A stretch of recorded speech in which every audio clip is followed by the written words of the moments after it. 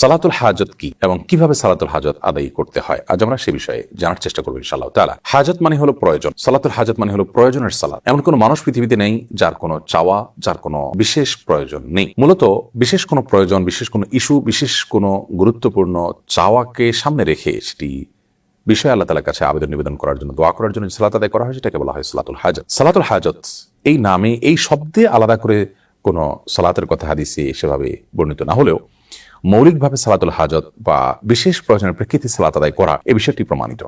আপনার কোনো বিশেষ চাওয়া আছে, বিশেষ কোনো নিবেদন আছে, আবেদন আছে আল্লাহ তাআলার কাছে, বিশেষ কোনো প্রয়োজন আছে, যেটি পূরণ হওয়া দরকার, এটি পূরণ হওয়ার জন্য আপনি বিশেষভাবে সালাত আদায় করবেন, এটি প্রমাণিত। কোরআনে কারীমে আল্লাহ তাআলা বলেছেন, ওয়াস্তাঈনু বিস-সাবরি ওয়াস-সালাহ, তোমরা সবর এবং সালাতের মাধ্যমে আল্লাহ তাআলার কাছে সাহায্য প্রার্থনা করো। যে কোনো ইস্যুতে সাহায্য প্রার্থনা করার ব্যাপার থাকতে পারে, সেখানে আমরা সালাত আদায় করে সাহায্য প্রার্থনা করব। এটাই হলো প্রয়োজনের মুহূর্তের সালাত। আর নবী করিম সাল্লাল্লাহু আলাইহি ওয়াসাল্লাম সম্পর্কে আবু দাউদে বর্ণিত হয়েছে, কানাইদা হাজাবাহু আমরুন সাল্লাহ।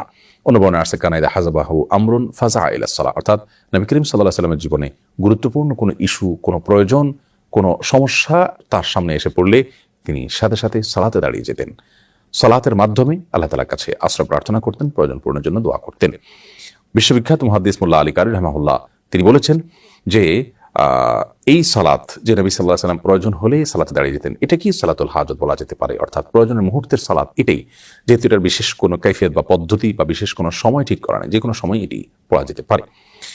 যদিও সালাতুল হাজতের একটি আলাদা ফরম্যাট বা ভিন্নতর একটা ফরম্যাটের কথা তিরমিজির একটি বর্ণনা বর্ণিত হচ্ছে, সেই বর্ণনাটি মুহাদ্দিসদের মূল্যায়ন, অনেক মুহাদ্দিসদের মূল্যায়ন অনুযায়ী সেটি সহিহ বা বিশুদ্ধ বর্ণিত নয়, বরং সেটি সনদ নিয়ে অনেকে আপত্তি তুলেছেন, সেটিকে দুর্বল বলে বলেছেন। তো সেই বিশেষ পদ্ধতিটা যেটি ওই দুর্বল হাদিসে বর্ণিত হয়েছে সেটা আমরা জানিয়ে রাখছি। সেটি হলো এরকম যে আপনি কোনো প্রয়োজন পূরণের জন্য সুন্দর করে উত্তম রূপে ওযু করে, এরপর 2 রাকাত সালাত আদায় করে, তারপর আল্লাহ তাআলা প্রশংসা করে নবী সাল্লাল্লাহু আলাইহি ওয়াসাল্লাম দরুদ পাঠ করার পর একটি দোয়া পেশ করবেন। দোয়াটি হলো লা ইলাহা ইল্লাল্লাহুল হালিমুল কারীম, সুবহানাল্লাহি রাব্বিল আরশিল আযীম, আলহামদুলিল্লাহি রাব্বিল আলামিন, আসআলুকা মুজিবাত রাহমাতিক ওয়া আযাইমা মাগফিরাতিক ওয়াল গনিমাতা মিন কুল্লি বির ওয়াস সালামাতা মিন কুল্লি ইফ লা তাদা লানা যামবান ইল্লা গফারতাহ ওয়ালা হাম্মান ইল্লা ফাররাজতাহ ওয়ালা হাজাতান হিয়া লাকা রিদান ইল্লা কাদাইতাহা ইয়া আরহামার রাহিমিন। এই দোয়াটি শব্দের কিছুটা হেরফের সহকারে ভিন্নতরভাবে বর্ণিত হয়েছে, মূল জিনিস একই, যে কোনটা পড়লেই মূল উদ্দেশ্য হাসিল হতে পারে। দোয়াটির অর্থটা খুব চমৎকার। সেটি হলো আল্লাহ ছাড়া সত্যিকারের কোনো মাবুদ নেই, যিনি হালিম, যিনি করিম, যিনি মহাধৈর্যশীল, যিনি মহাকরুণার অধিকারী। সুবহানাল্লাহি রাব্বিল আরশিল আযীম, ওই আল্লাহর পরিচয় বর্ণনা করছি, পবিত্রতা জ্ঞাপন করছি, যিনি মহান আরশের রব এবং পালনকর্তা।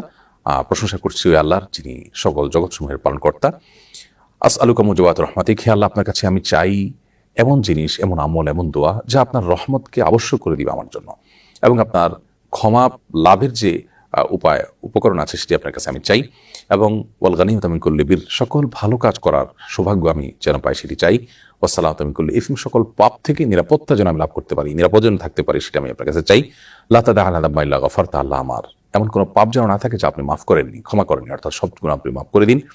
ওয়ালা হাম্মান ইল্লা ফাররাজতাহ, এবং এমন কোনো পেরেশানি যেন আমার না থাকে যা আপনি দূর করে দেননি, অর্থাৎ সব পেরেশানি দূর করে দিন। এবং আমার এমন কোনো প্রয়োজন যেন না থাকে যে প্রয়োজনটা পূর্ণ হওয়ার মাঝে আমার কল্যাণ নিহিত আছে, এবং যাতে আপনার সন্তুষ্টি আছে, সেই প্রয়োজন যেন অবশ্যই আপনি পূরণ করে দিন। তো দোয়াটির অর্থ বেশ চমৎকার, এমনিতেও আমরা সাধারণভাবে এই দোয়াটি পাঠ করতে পারি। আর খোলাসা কথা হলো, কোনো বিশেষ প্রয়োজনে, কোনো ইস্যুতে আপনি ওযু করে 2 রাকাত সালাত আদায় করলেন, এটি সালাতুল হাজত হিসেবে গণ্য হবে। আল্লাহর কাছে আপনি মন খুলে দোয়া করবেন, নিবেদন করবেন, ইনশাআল্লাহ বিদিনিল্লাহ যে কোনো প্রয়োজন আল্লাহ তাআলা আপনার পূরণ করবেন। এটি যে কোনো সময় হতে পারে।